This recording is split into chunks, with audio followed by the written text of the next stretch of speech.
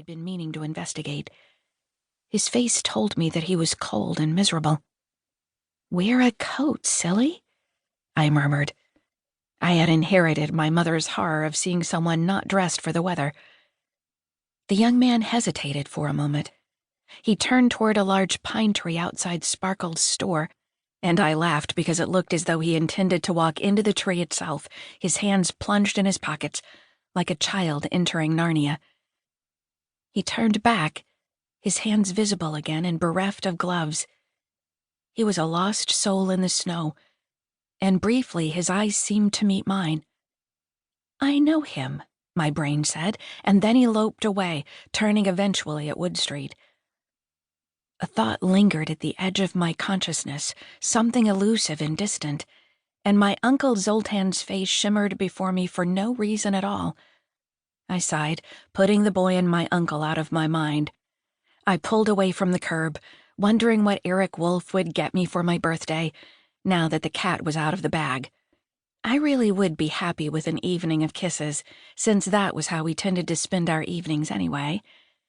My phone rang and I poked it with my right hand while I steered with my left.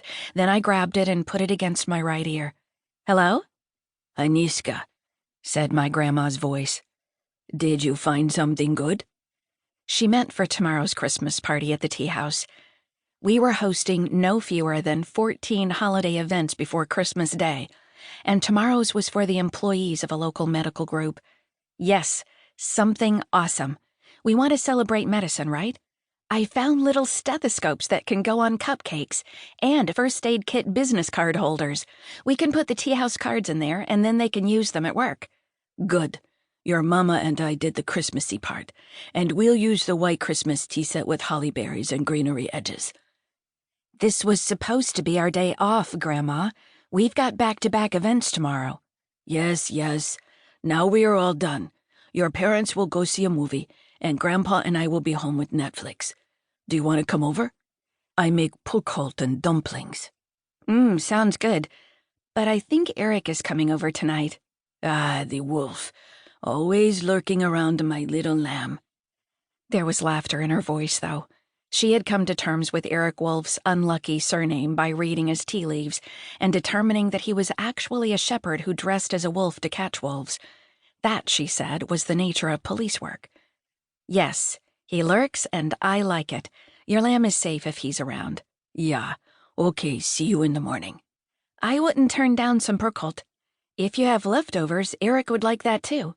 "Yeah, okay, I make extra," she said, sounding distracted.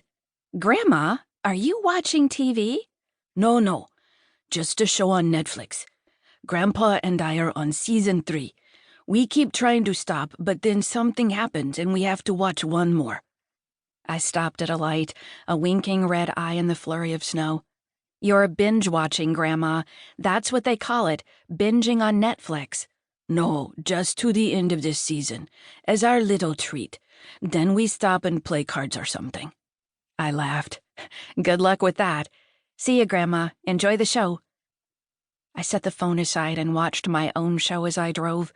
The beautiful snowfall that was beginning to accumulate on roofs and lawns. Riverwood donning its winter white. It was a relief to pull into my parking lot at last because the snow had made the roads slick and I had already seen a couple of cars slide unexpectedly into an adjoining lane or into an intersection. No collisions, thank goodness, but a sight to make one cautious. I grabbed my packages and purse, climbed out of the car, and moved carefully toward the door. It was opened for me before I got there by my neighbor Paige and her daughter Iris, a bright 5-year-old who had become our unofficial doorman. "Hi, guys," I said. "Iris, that is one terrific sweater."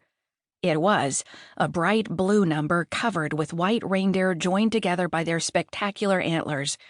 She wore this with a tiny pair of jeans. "That looks like something from the Uva Flock children's line," I said. Paige brightened. "It is. After you told me Erik's sisters run that company, I had to get something for Iris. It looks fantastic on her. I do love their winter stuff." The two Gonzalez women, mother and daughter, looked at me expectantly.